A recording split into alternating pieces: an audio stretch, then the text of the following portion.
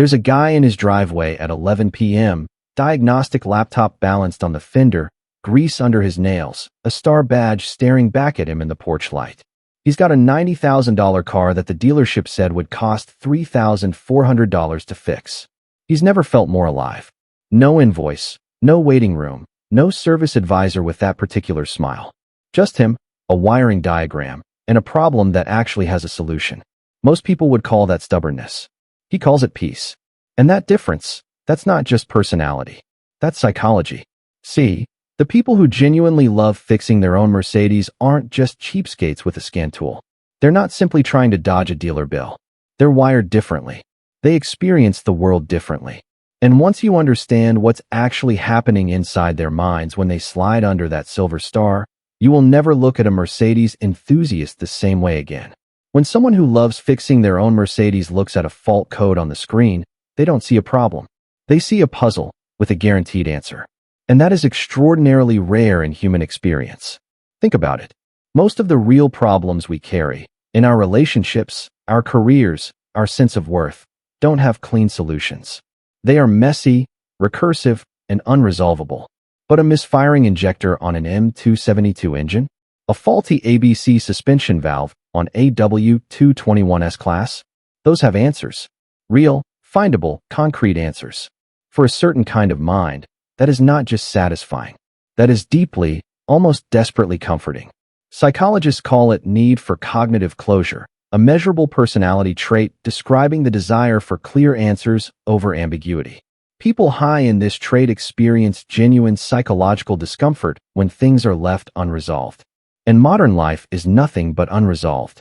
So when someone with a high need for closure lifts the hood of their Mercedes, something shifts in their nervous system. The chaos of the outside world disappears. The rules are defined by German engineering. The feedback is binary. Fix this, it works. Miss something, it doesn't. There's a reason they keep coming back. But that's only one layer. There's a concept in psychology called the flow state, first described by researcher Mihaly Csikszentmihalyi. It's that rare mental condition where you are so absorbed in a challenge that time dissolves, self-consciousness vanishes, and you operate at your absolute peak. Athletes feel it. Surgeons feel it. And Mercedes DIY mechanics, without ever having opened a psychology textbook, have been accidentally engineering flow states in their driveways for decades. The task has to be hard enough to demand your full attention, but not so hard that it breaks you. Diagnosing an intermittent CAN bus fault on a modern Mercedes hits that window with precision, and the brain rewards it. Dopamine, norepinephrine, serotonin, the full cocktail. These drivers aren't addicted to Mercedes-Benz. They're addicted to that state of mind. The three-pointed star is just the key that unlocks it. Now here's where the story gets personal, because this is never really about the car. Talk to anyone who grew up watching a father or grandfather work on an old diesel Mercedes, a W123 or a W116, and watch their face change when they describe it. It's not the valve clearances they remember. It's the silence they shared in that garage. It's being handed a wrench and trusted to hold it correctly. It's the moment the older man looked at something they tightened and simply nodded. That nod carries more emotional weight than 1,000 words of praise ever could.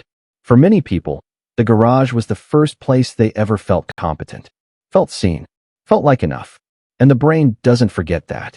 Decades later, the smell of old Mercedes rubber seals and Pentosin hydraulic fluid can trigger a warmth that has nothing to do with temperature and everything to do with memory, safety, and belonging. This is why fixing their own Mercedes becomes not just something they do, but something they are. An identity is fiercely protected. When the world tells you that you're falling short, at work, in your relationships, in the mirror, the driveway becomes the one place where that narrative cannot reach you. In here, under this hood, you know exactly who you are. You have proof. Tangible, physical, undeniable proof. In the form of an air suspension that now inflates correctly because you made it happen. Psychologist Albert Bandura called this self-efficacy, your belief in your own capacity to produce results. And nothing deposits into that internal account faster than solving a genuinely difficult problem with your own two hands on a car the dealership said was beyond a regular person. Every successful repair is a withdrawal from the anxiety that accumulates everywhere else. This is also why Mercedes DIY owners are often misread as antisocial, obsessive, stubborn, difficult. They're not avoiding people. They're managing their psychology in the most effective way they know. Introversion and sensory sensitivity are extremely common in this type. The driveway isn't a retreat from life. It's a recalibration chamber.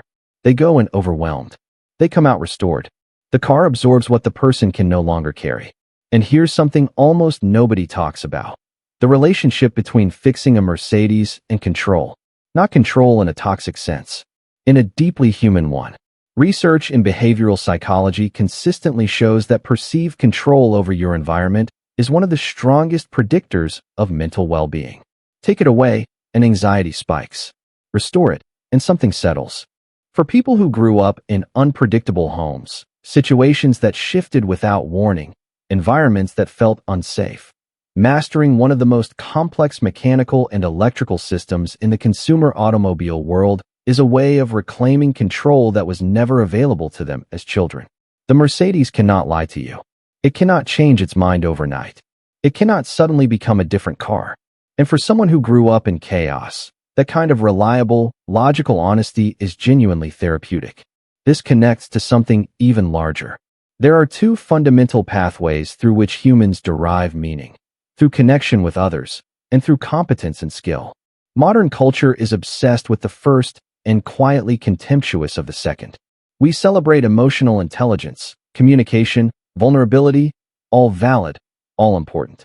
But we've somehow decided that working with your hands is lesser. That fluency in torque specs and wiring schematics is embarrassing. That spending your Saturday in the driveway rather than brunching means something is wrong with you. That's not just wrong. It's psychologically damaging. Because for a significant portion of the population, mastery through physical skill is their primary pathway to meaning. Strip that away and you don't remove a hobby. You remove a reason to feel worthwhile. The people who love fixing their own Mercedes have found something most people spend entire lifetimes searching for: a practice that simultaneously demands their full presence, rewards their persistence, connects them to something larger than themselves, and hands back a version of themselves they actually respect. Think about what that means. In one evening under the hood, they achieve what some people spend years trying to reach through therapy, meditation, or self-help books. Not because they're avoiding their problems, but because the act of repair itself is the work. The hands move, and the mind quiets. The problem is external and concrete. The solution is findable. And when it clicks, when the engine turns over and catches and runs cleanly, something releases in the chest. Not just satisfaction.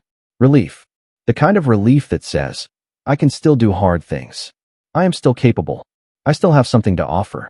That is not a small thing. That is everything. And maybe that's the real reason the person on the driveway at 11 p.m. doesn't want to come inside. It's not that he loves Mercedes more than people. It's that out there, under that hood, under that three-pointed star, he remembers something about himself that the rest of the day keeps trying to make him forget. The car gets fixed. And so does he.